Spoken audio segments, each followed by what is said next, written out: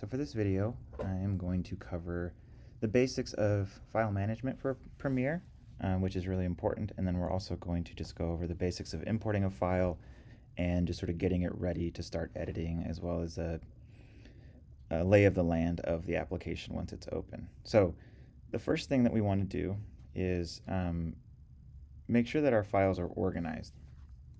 And this happens before, so a little bit of preparation goes a long way. So my files are in here in this 1135 class, in demo, and then Premiere Basics. And this is where I've decided to put the files that I want to use for these demos. And so when you're working on a project, if you can and you have enough sort of foresight and planning in place and you know the clips that you're wanting to use or you think you might use, it's a really good idea to put them all in one place, one folder, okay?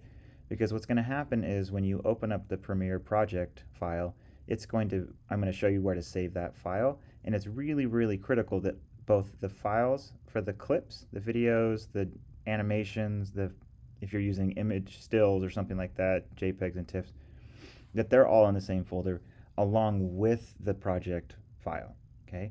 And the reason that this is important is that Premiere doesn't actually house the clips, it merely points ghost files for these clips back to this folder.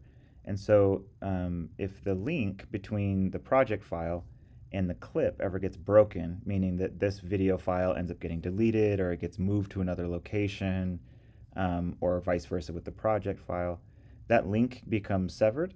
And when that gets broken, you either have to go back in and find it, or if you can't find it, if something more dramatic has happened, like it's gotten deleted, that project file is no longer usable. And so your entire Premiere file is basically useless. And it's really frustrating. It's happened to me a few times. It's happened enough that I'm really careful about this now. And so I would really encourage you to be really organized and make sure that all your files are housed in the same place as your projects, and just really sort of make it clear where things are supposed to be so that both you can find them and Premiere can find them. Okay, so for this video and for most of these basic tutorials, I'm going to use this footage of my dog because it's nice to look at. One, she's very cute, and also because it has some nice effects to it that I'll show you with transitions and things that I think it's like a nice little video. Just sort of turn that down a little bit. So this is the footage. It's nothing spectacular other than she's a cute little dog riding in the back of my truck. So what we're going to do first, now that we know that all of our files are organized in one location, we're going to go ahead and open up Premiere. And so down at the bottom is where mine is, the PR. While this is loading, I will tell you that Premiere pulls a lot of RAM out of your computer. It takes a lot of energy and memory from your computer to run this application.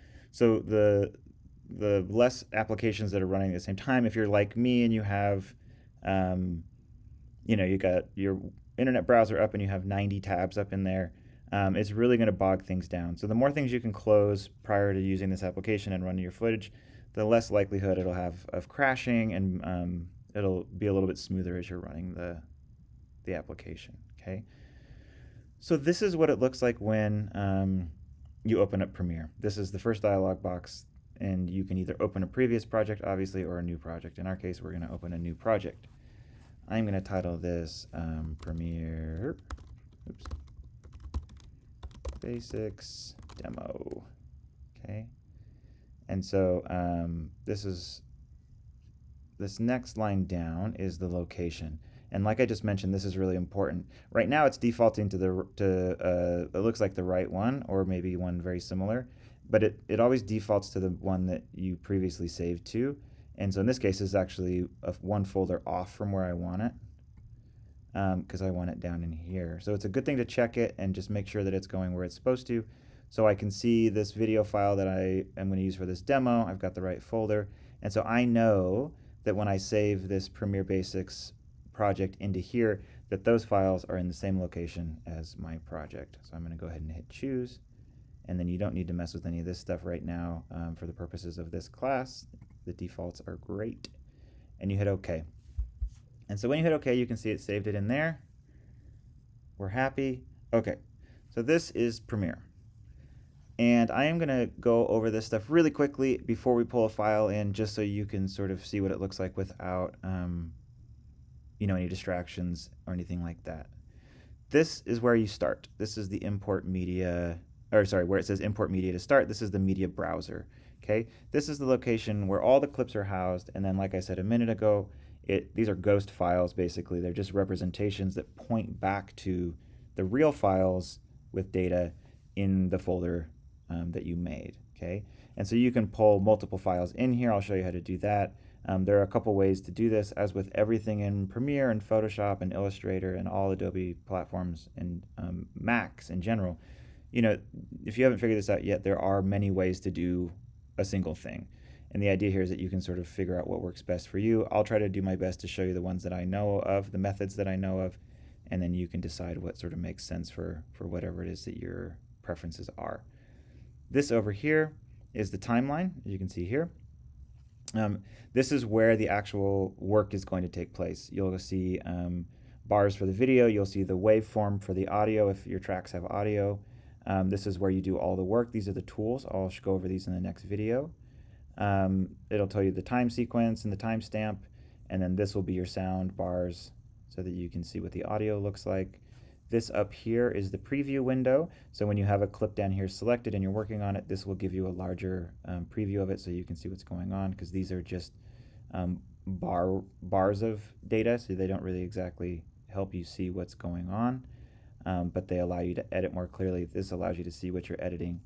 This box over here is primarily, at least for what we're going to do, it's for effects. So effects control, you can do audio controls, a few other things. And these two boxes are usually pretty connected. So this panel over here is the effects panel. And this we'll go over in a couple videos. You can add effects to audio and video, as well as transitions and things like that. And they sort of all work in a flow together. If your screen ever doesn't look like this is my preference. This is sort of the standard workflow. If it ever doesn't look correct, or if you ever want to figure out something that works better for you, or if one of these panels is missing, you can always go up to Window, Workspaces, and Effects. This is the standard, at least for sort of the realm that we exist in as designers and artists, for adjusting things. Okay, and it will reset to this defaulted workspace. Okay. The last thing I want to show you before we pull a video in here is that you can adjust these panels. Okay, so let's say you're working on something that when the preview comes up, you can adjust it like this so that you can get more of a visual of what's going on. Or let's say you've got a bunch of tracks in here that you want to adjust and you want to see all of them at once. You can do that and sort of customize it to whatever it is that you're working on. Okay, so let's import some media. The first thing you're going to do is you want to click once on this media browser, and to import media you can either double click here, or you can click and grab and drag into here, or you can import from up here. I think the easiest, here's the import. I think what you want to do, or what I like doing the best, is either double clicking or just clicking and dragging the file. So let's double click, and then you'll see here it's already on the right folder, but I'm going to pull it back so you can see. There's my demo, here's Premiere Basics, and then here's my cute dog footage. So once you find it, you can hit import. If you want to import multiple videos, you can. You can hold command and click if you want to select very specific ones. If you want to select a bunch in a row, it's like any other application. You can click on one, hold shift, and highlight all of them. Okay. So we're just going to keep it simple. We're going to have one video in here to work with, so things don't get too complicated. So I'm going to hit import. It's going to pull the file into here. It gives you a little bit of a thumbnail preview, which is nice, so you know what you're working with. And then, like I said, the other way to do this is to open your Finder window, and then you can click and drag that file into there. Okay. So once you have your entire media browser imported with the files that you want to use, you are ready to start working. The way that you start working is you pull by clicking and dragging this file into here, which it said there, it said to drop the media into this space. Now a whole bunch of stuff has popped up, right? Now we're ready to work. This is the preview. So if I push spacebar, it'll scrub through the footage. You can see that I can adjust this. This gives me a little bit more precision. This is called the playhead, this little thing right here. And it goes through the timestamp and scrubs through your footage. You can click and drag it through. You can press spacebar and pause if you want to do that. You can see that it's got the audio levels over here. And then when I've got this video selected here, so if I unselect it and select it, this is the default effects control. What most of this is sort of physical adjustments, meaning you can adjust the left to right position, the top to bottom position, the scale. Okay, so you can adjust the scale this way, and then you can rotate it. It does some very basic opacity stuff, which we'll get into in some future videos. But these two panels are connected, the effects control and the effects over here. Okay, so I'm going to pull this down. And so this is where we're going to get to in a couple of videos, and you can sort of navigate these various audio transitions, video transitions, and effects by applying them here. And as you apply these effects to the video tracks, it will give you more options and adjustments over here. Okay.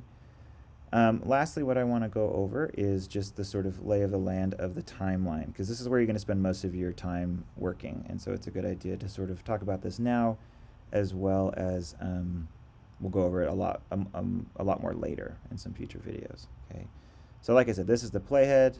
You can push spacebar to start and stop. You can adjust the scale at which you're looking at these clips by moving these sliders around. Okay, so this does the video tracks. It'll give you a little thumbnail if it gets big enough. But for the most part, I keep these pretty small, especially as you start to get more and more tracks. It's nice to just sort of be able to see where they're all at, how they're in proximity with each other. If they start to get too big, at least for me, it gets a little overwhelming, and I don't need the thumbnail because I have it up here, and this is mostly where I will be viewing things. Okay.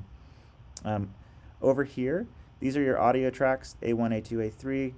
These are your video tracks, V1, V2, V3. If you ever need to add more tracks, and I'll show you this, we'll need to do this in some future videos as well, you can control click or right click above, and you can add tracks.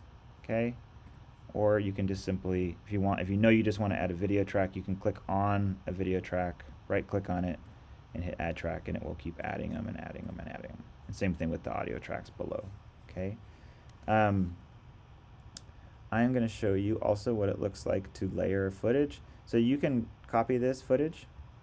So with it selected, so it's not selected, selected, you can hit Command C or go to Edit Copy, which you're all familiar with.